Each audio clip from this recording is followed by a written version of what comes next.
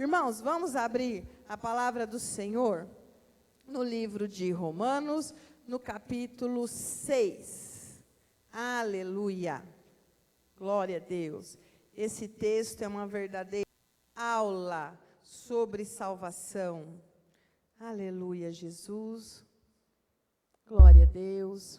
Romanos, capítulo 6. Diz assim: que diremos, pois? Permaneceremos no pecado para que a graça seja mais abundante? De modo nenhum. Nós, que estamos mortos para o pecado, como viveremos ainda nele? Ou não sabeis que todos quantos fomos batizados em Cristo, fomos batizados na sua morte? De sorte que fomos sepultados com ele pelo batismo na morte, para que, como Cristo ressuscitou dos mortos pela glória do Pai, assim andemos nós também em novidade de vida. Porque se fomos plantados juntamente com ele na semelhança da sua morte, também o seremos na da sua ressurreição. Sabendo isso, que o nosso velho homem foi com ele crucificado, para que o corpo do pecado seja desfeito, a fim de que não sirvamos mais ao pecado, porque aquele que está morto está justificado do pecado. Ora, se já morremos com Cristo, cremos que também com ele viveremos, sabendo que, havendo Cristo ressuscitado dos mortos, já não morrerei. A morte não terá domínio sobre ele, pois, quanto a ter morrido, de uma vez morreu para o pecado, mas quanto a viver, vive para Deus. Assim também vós considerai-vos mortos para o pecado, mas vivos para Deus em Cristo Jesus, nosso Senhor. Pai, em nome de Jesus, Pai, que na pregação, ó Deus, do Evangelho, Senhor, da Tua palavra, que é luz para os nossos pés, é lâmpada para os nossos caminhos, que nós possamos, Senhor, mergulhar em Ti nesta noite, Pai, aprender de Ti, que é manso e humilde de coração, e traz vida nova para a nossa vida, Senhor, em nome de Jesus, amém, glória a Deus. Irmãos, podem se assentar, graças a Deus. Irmãos, a graça é o favor não merecido. O que é graça? É receber um favor do qual não merecíamos, não merecemos. O pecado entrou no mundo através de um só homem, Adão, mas também pelo ato de um só homem, Jesus, nós recebemos a redenção, amém? Aleluia! E então lá em João 3,16 diz: porque Deus amou o mundo de tal maneira que deu seu Filho unigênito, para que todo aquele que nele crê não pereça, mas tenha a vida eterna. Aleluia! E esta graça, que é o favor que nós não merecemos, nos alcançou, chegou até nós, aleluia. Esta graça nos resgatou do império das trevas e nos transportou para o reino do Filho do seu amor, a saber, Jesus Cristo. Amém, queridos? Aleluia! E nos perguntam, nos indagam, mas se Deus é tão bom, por que fez o inferno para o homem? Você já ouviu essa pergunta? Ou você já se questionou sobre isso? Ou você já foi confrontado em algum lugar com essa pergunta? Ah, mas esse Deus aí que você fala que é tão amoroso, mas se Deus é amor e Ele ama o homem, a criação que Ele mesmo fez, então por que Ele fez o inferno para o homem? E a resposta é muito simples, meu irmão. Deus nunca fez o inferno para o homem. O inferno foi feito para quem? Para Satanás e seus demônios. Para Satanás. É para isso que o inferno foi feito. E Satanás já está condenado. É para lá que ele vai. Para nós, o que Deus fez para nós foi enviar o seu Filho, aleluia, para nos resgatar, para que nenhum de nós vá parar lá, em nome de Jesus. Lá é para Satanás e seus anjos, a sua criação, os filhos de Deus, Ele os quer todos com Ele. Por isso Ele enviou o que Ele tinha de mais valioso, de mais precioso, o seu único Filho. O único que poderia pagar o preço do resgate. O único que tinha perfeição em si, santidade em si, amor em si, para pagar o preço que era devido. Amém, queridos? O diabo não está lá reinando no inferno. Se você tinha essa ideia, irmãos, aprenda com a palavra de Deus. O inferno não é o castelo do diabo, o reinadinho dele, que ele está lá na sua casa, que ele tem um trono enorme, vermelho. Quem já viu essas coisas assim em filmes, desenho animado? Ele tem um trono vermelho, não tem? Está lá, ele reina. Quem disse que ele reina? Não. O inferno não foi para ele reinar. Quem assistiu Pica-Pau aqui? O diabo está lá com um tridente, não é? Uma capa vermelha, um trono vermelho, e ele está lá perturbando quem vai para lá. A casa é dele, e quem chega lá, ele está lá cutucando, perturbando, aterrorizando. Essa é uma visão bíblica, igreja? Não. Satanás não quer ir para lá. Ele é o primeiro a não querer estar lá. A Bíblia trata esse lugar de sofrimento, choro e ranger de dentes, trevas terríveis.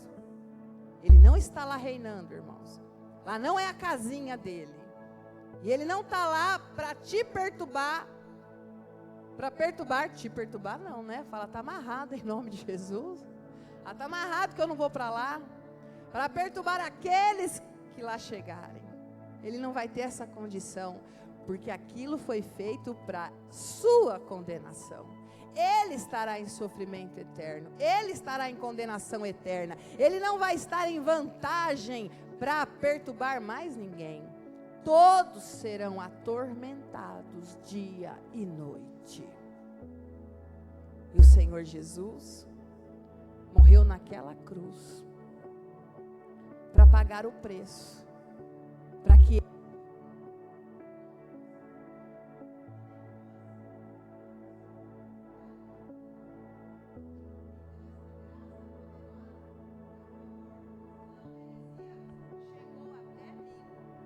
chega até você, glória a Deus. Quanto antes nós entendermos isso, melhor. E quanto antes nós nos aliançarmos com Cristo, melhor. Aleluia, Jesus. Amém? Esta graça é maravilhosa. A graça nos ama e nos aceita. Deus ama o pecador, que sou eu e você. Mas Ele não ama o pecado. Nós precisamos tomar uma decisão.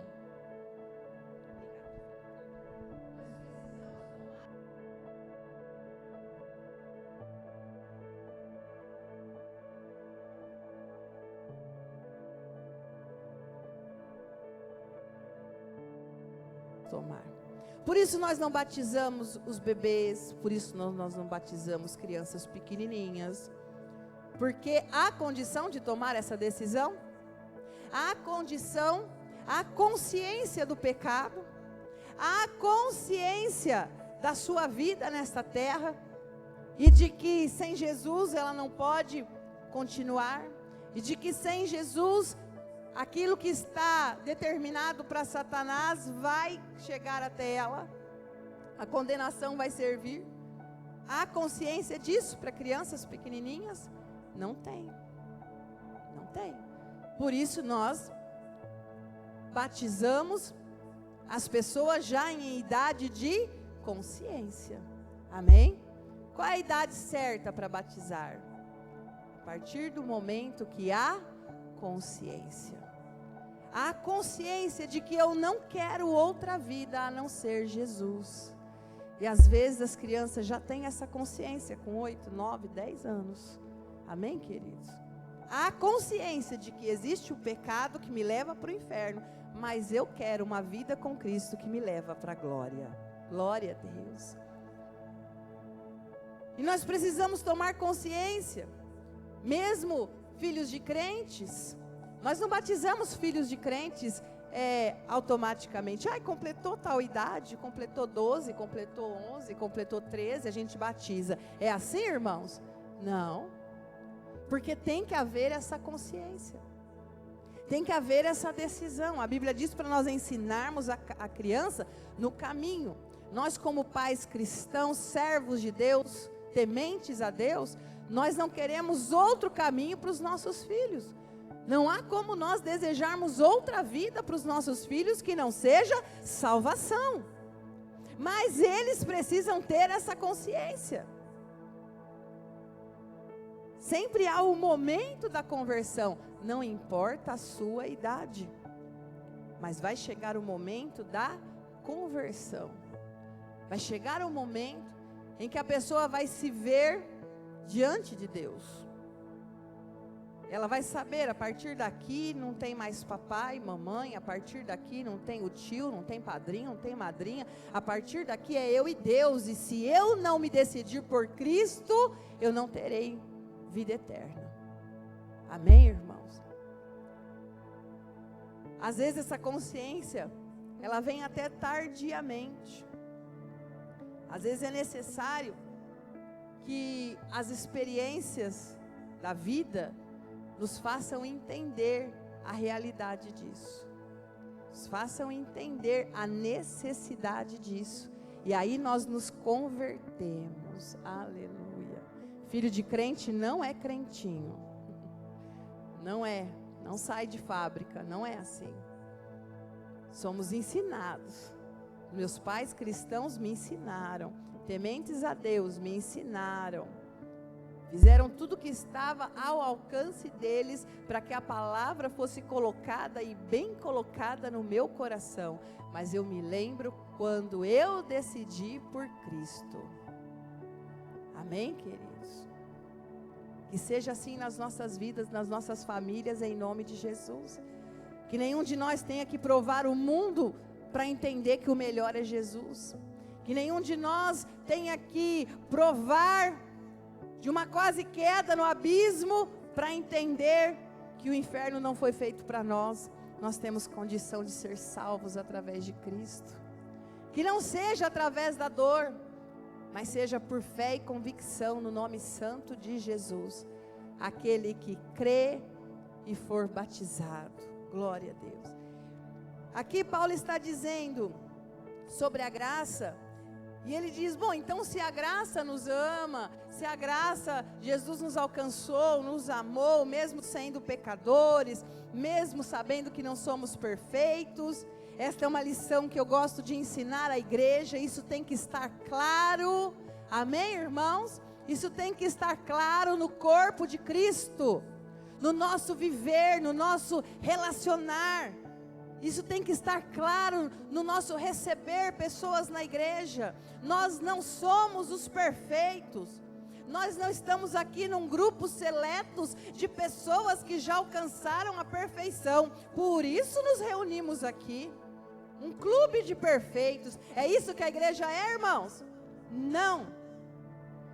Mas nós somos um grupo de pessoas que foram alcançadas por esta graça. Que não merecíamos o amor, não merecíamos perdão, mas este amor nos alcançou, e hoje nós estamos aqui, pela misericórdia do Senhor, aleluia, para buscar cada dia mais a face de Deus, porque sem Ele nós vamos perecer, aleluia, aleluia. Por isso eu sempre digo, e graças a Deus, essa igreja é uma bênção. Todos os que chegam, quando você chegou aqui, você foi bem recebido? Amém? Você foi bem acolhido? Irmãos, eu recebo muitos relatos, eu recebo muitas mensagens, de pessoas que vêm e depois fazem questão de dizer, eu cheguei ali, E eu fui acolhido, eu fui bem recebido. Ali ninguém estava olhando se eu estava bem arrumado, se eu não estava arrumado. Porque a nossa preocupação não é essa. Amém, igreja? Isso tem que estar claro no nosso olhar, no nosso abraço. A nossa preocupação não é se o irmão está bem arrumado ou não está bem arrumado. A nossa preocupação não é, de repente ele veio direto do serviço, de repente ele trabalhou o dia inteiro, ele teve um dia atribulado. E a bênção é nós sabermos que ele está aqui. Aleluia. Amém. Aleluia. Glória a Deus. E quando alguém demora a vir, quando a gente tinha grupo de célula, que a gente fazia treinamento todos os domingos, era até melhor, porque a gente conseguia, né, falar mais vezes com o pessoal que trabalha na igreja, estava mais próximo, porque toda semana tinha treinamento, e eu sempre ensinei essa lição. Às vezes a pessoa demora a vir, por algum problema, uma escala de trabalho que trocou, e ela fica 1 mês, 40 dias sem aparecer na igreja. Às vezes porque está esfriando na fé mesmo. Às vezes porque está desanimando, está passando por uma luta em casa, um problema. Não está com força de orar, de buscar Deus. E não está assim, com aquela disposição de vir todos os dias. Mas quando ela vier, você que é da casa do Senhor, com você que eu estou falando. Você que é daqui da igreja, não importa se você é diácono, não é diácono, se você trabalha, não trabalha, você frequenta aqui, você é membro daqui, amém? Você é dessa família, aleluia. Então quando essa pessoa chegar e você reconhecer ela, vem aqui, Sara, vem encenar comigo. A Sara vai ser a sumida que apareceu. Aí ela fica sumida. Às vezes as pessoas até tentam contato, mas é assim, irmãos, quanto mais fraco a pessoa é, mais ela se afasta, né? Mas é a hora que ela mais está precisando de acolhimento. Mas às vezes manda mensagem, não responde, ou responde aquele, tudo bem sim, ponto. Só, tipo, não quero conversa. E aí a gente entende, dá o tempo da pessoa. Mas aí ela resolve aparecer, né? E aí, irmãos, que a gente às vezes na espontaneidade, na brincadeira, porque todo mundo aqui é muito brincalhão, eu amo igreja feliz, amém, irmãos? Só que às vezes a brincadeira não cai legal.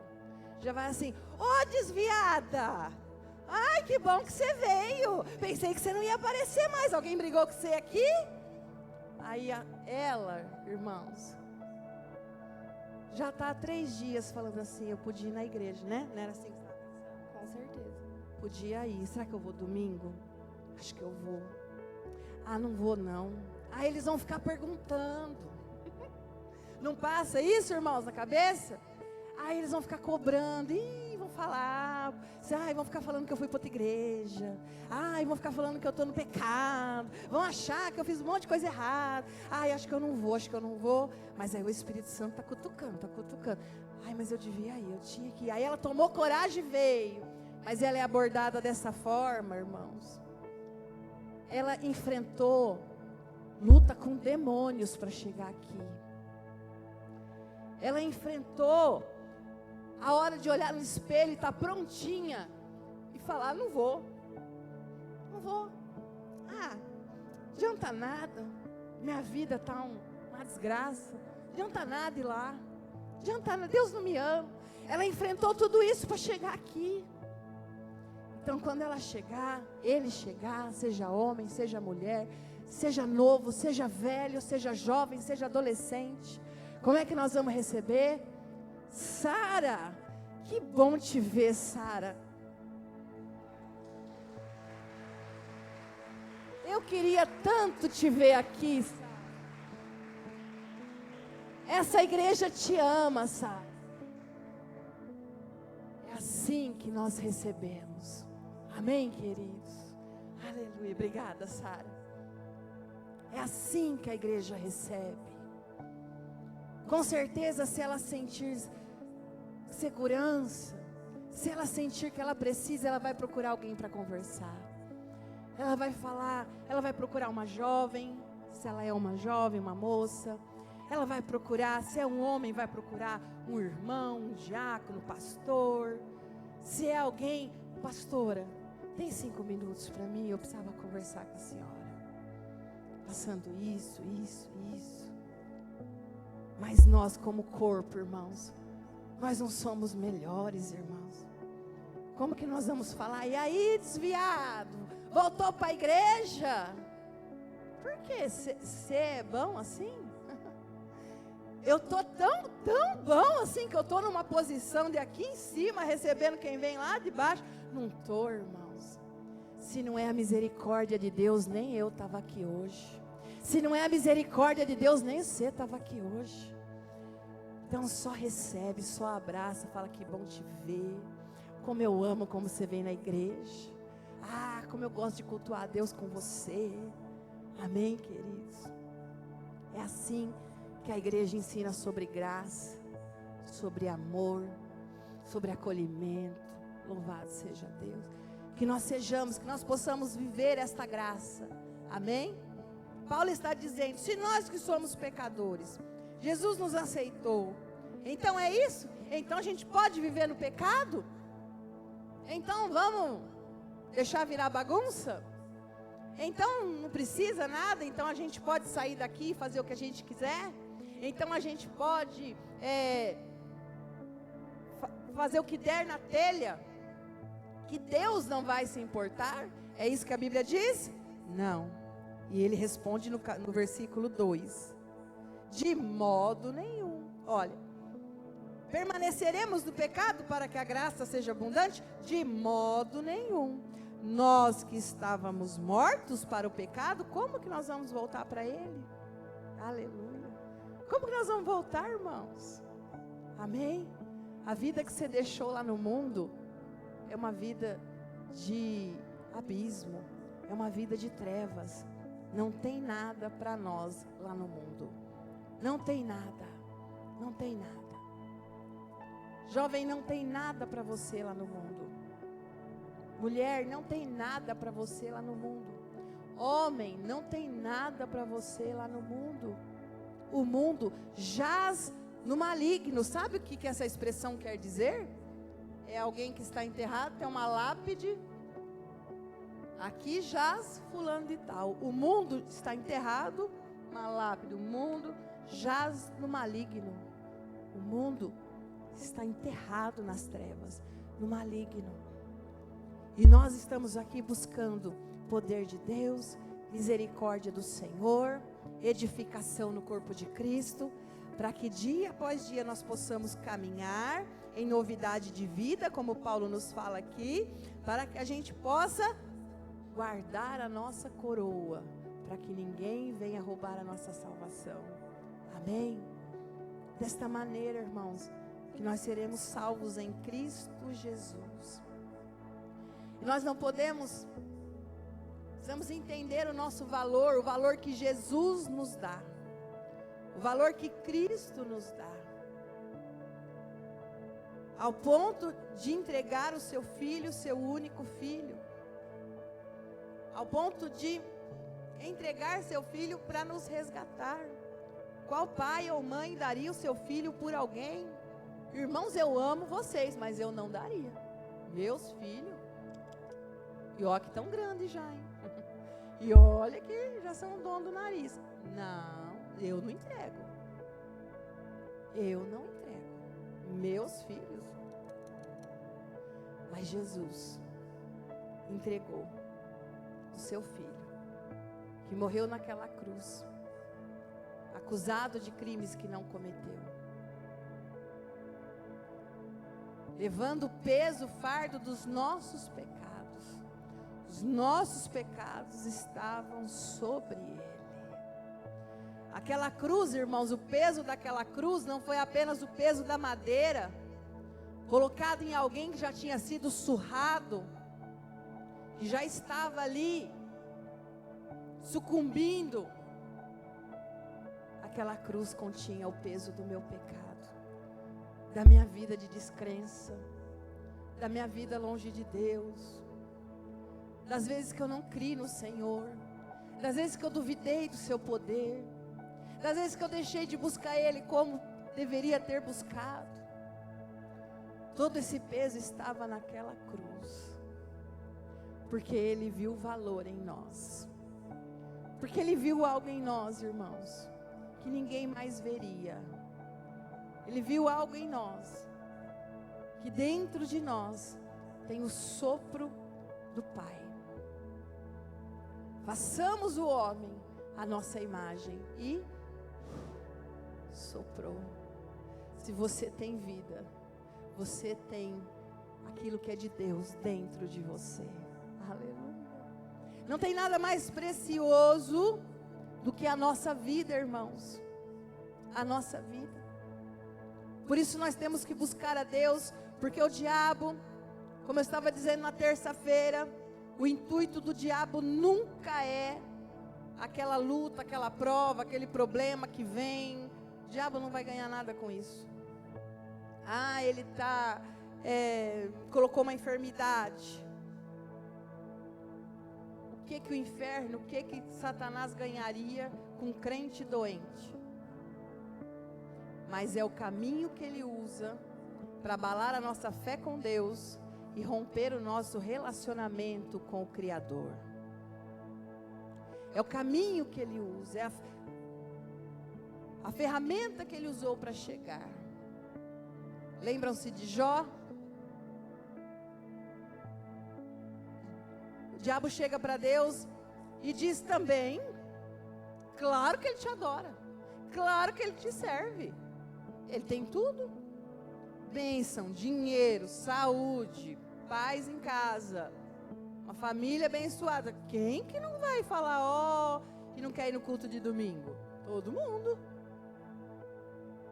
Mas toca no que ele tem, toca para ver se ele não rompe esta aliança com o Senhor. Por isso Deus permitiu e ele foi tocar.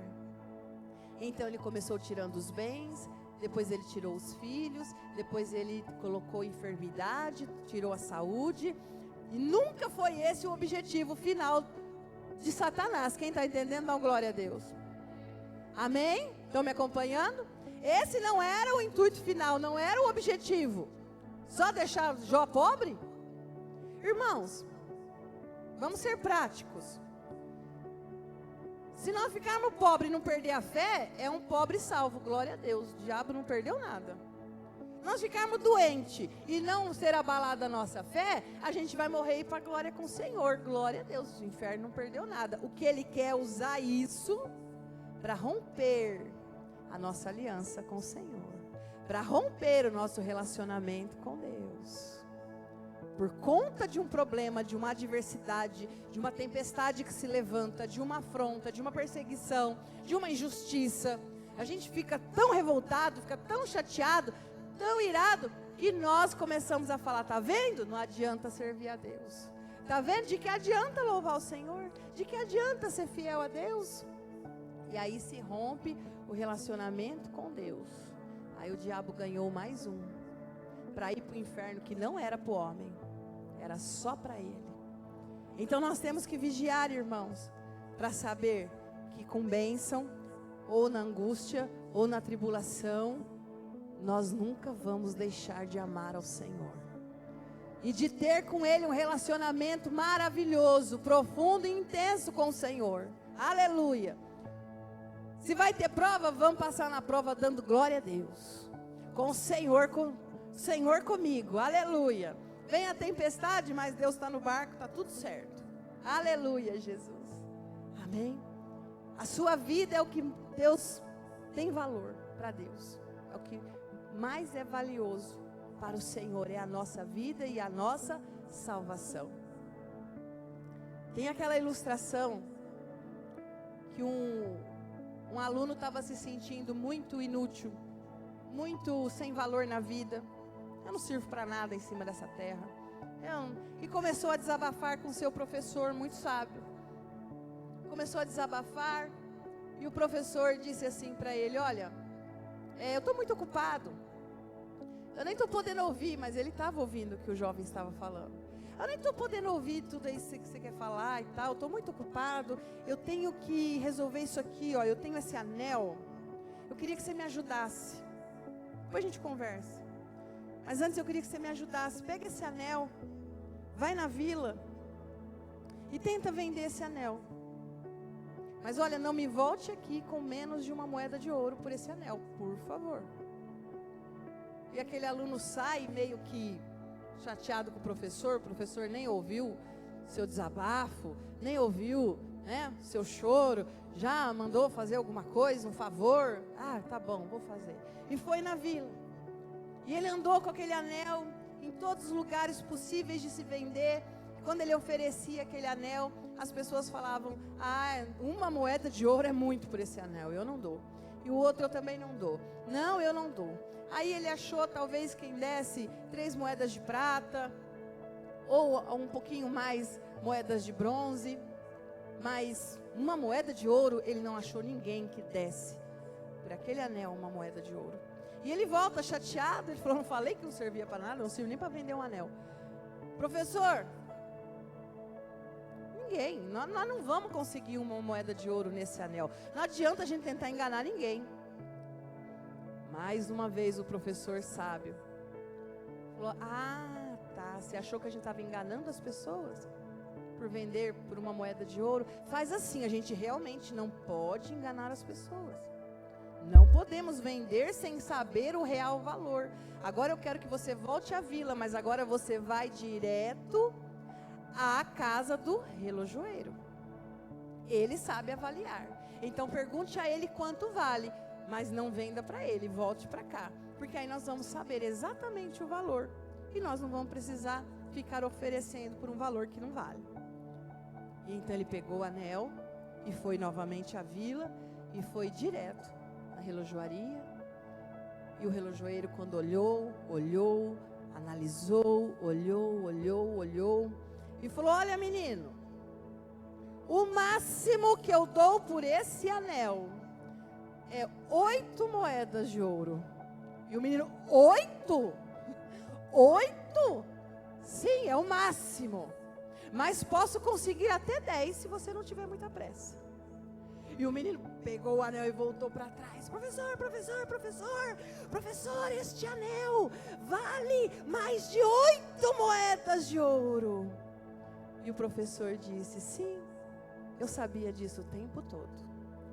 Eu sei o valor deste anel porque ele é meu. Assim como você tem um grande valor. Mas você fica tentando mostrar o seu valor nos lugares errados. Você fica tentando impor o seu valor nos lugares aonde você não é bem-vindo, aonde você não é aceito, aonde você não é reconhecido pelo seu valor. Mas vá ao lugar certo. Vá quem entende que você será reconhecido pelo seu verdadeiro valor. Aleluia. Irmãos, o mundo só tenta nos enganar. O mundo só tenta dizer que nós não temos valor, por isso nós precisamos da bebida. Nós não temos valor, por isso nós precisamos de um cigarro. Nós não temos valor nenhum, por isso precisamos de uma droga. Nós não temos valor nenhum, por isso precisamos de um vício qualquer. Porque o mundo não reconhece. Mas quando nós nos voltamos à mão do Criador, aleluia. Quando nós nos colocamos na mão do Criador, aleluia. Ele sabe o valor que nós temos. Por isso Ele não deu algo de segunda mão. Por isso Ele não enviou um qualquer. Ele mandou o seu Filho, o seu único Filho, para verter um sangue sem pecado, aleluia, por nós. E quantas vezes, irmãos, nós olhamos para essa água e nós pensamos: acho que não precisa de tudo isso, para que me batizar? Acho que eu vou estudar um pouco mais sobre isso. Jesus não ficou estudando um pouco mais por você, meu irmão. Jesus não ficou: pai, vamos conversar mais uns anos aí? Ô pai, não, eu sei, tem que ir lá pagar o preço, mas assim, vou esperar, vou me preparar um pouquinho mais. Eu vou me preparar um pouco mais. Não foi isso que aconteceu. Lá Isaías diz: a quem enviarei? E quem irá? Eis-me aqui, envia-me a mim. Aleluia.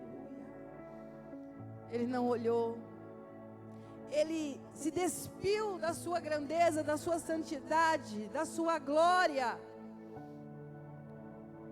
para viver neste mundo cheio de males, cheio de rancores, de pecados, de traições. Ele deixou a adoração dos anjos, serafins, querubins, para nessa terra levar as bofetadas dos soldados, e o escárnio, a zombaria, dizendo: você não é profeta, não? Adivinha quem foi que te bateu? Ele não ficou se preparando, meu irmão, minha irmã. Ele veio, ele entregou tudo o que ele tinha. E nós queremos servir a Deus, não por medo do inferno, meu irmão. Não sirva a Deus por medo do inferno, mas sirva a Deus por desejo pela presença. Sirva a Deus pelo desejo do céu. É de lá que nós somos. Aleluia! É de lá que nós somos. É o desejo dos céus que tem que nos mover a servir a Deus melhor, a amar a Deus com mais intensidade, a entregar nossa vida, a falar do amor de Deus, a fazer algo na obra de Deus que possa edificar a igreja, os irmãos. Não pelo medo da condenação, mas pelo desejo das coisas eternas, pelo desejo das coisas do céu. Aleluia. Versículo 6, sabendo isso, que o nosso velho homem foi com ele crucificado. Você pode dar um glória a Deus? Seu velho homem foi crucificado, foi morto, está enterrado. Tem hora que tenta ressurgir, irmãos. Tem hora que tenta voltar esses velhos homens, viu, Vinícius? Tem hora que o velho homem tenta aparecer. Acho que não é tudo isso, não. Acho que essa pregação é muito radical. Eu acho que a gente pode curtir um pouquinho. Acho que eu posso me preparar mais. Tem igrejas que ensinam, tem doutrinas, melhor dizendo, né? Que ensinam que a gente precisa sentir. A gente precisa sentir. Irmãos, primeiro, vamos partir do princípio que o coração do homem, a Bíblia diz, sou eu que estou dizendo? Não, a Bíblia diz, o coração do homem é enganoso. Então assim, sentir já não é um princípio que Deus quer que nós façamos as coisas. Não é sentindo. Mas a Bíblia diz, conhecereis a verdade e a verdade vos libertará. Conhecer a palavra. E tomar uma decisão com base na palavra. Pedro pregou Jesus, pregou o evangelho. Naquela pregação, 3.000 almas creram no que estava sendo pregado e se converteram. Aleluia! Alguém sentiu? Foi ver se sentia? Esperou sentir? Está sentindo, irmãos? Não, vou continuar vindo aqui no culto do Pedro. Dia que eu sentir, vou continuar, viu, Maria? Eu vou continuar vindo no culto do apóstolo Pedro, para ver se eu sinto alguma coisa. Não é sobre isso que estava sendo falado, é sobre crer na palavra. Amém? Coloca para mim, por favor, João 3,18. É sobre crer, não é sobre sentir. Sentir, se você ficar esperando sentir, irmãos, espero que a gente não sinta nenhum piripaque no coração antes de descer as águas do batismo, porque sentir é assim. Olha lá, é sobre crer. Quem crê nele, você pode ler para mim, igreja? Não é condenado, mas quem não crê já está condenado. Está falando de sentir? Está falando do arrepio? Está falando de algo interno? Não, está falando de conhecimento e crença. Ouvi, entendi, criei, decidi por Cristo. Aleluia. Quem crê nele não é condenado, mas quem não crê já está condenado. Porque a Bíblia diz: sem fé é impossível agradar a Deus. Então nós estamos falando sobre crer ou não crer, sobre decidir-se por Jesus ou não decidir-se, não sobre sentir. Sentir nós sentimos, irmãos, alegria sempre que nós oramos. Sentir nós sentimos coisas maravilhosas durante os louvores, não é bom? É maravilhoso. Nós sentimos a presença de Deus neste lugar, glória a Deus. Mas a salvação ou a perdição não é pelo que você sente, não é pelo que você avalia, não é pelo comportamento de pessoas ao seu lado. Eu até queria me batizar, mas olha, a Clarice, viu?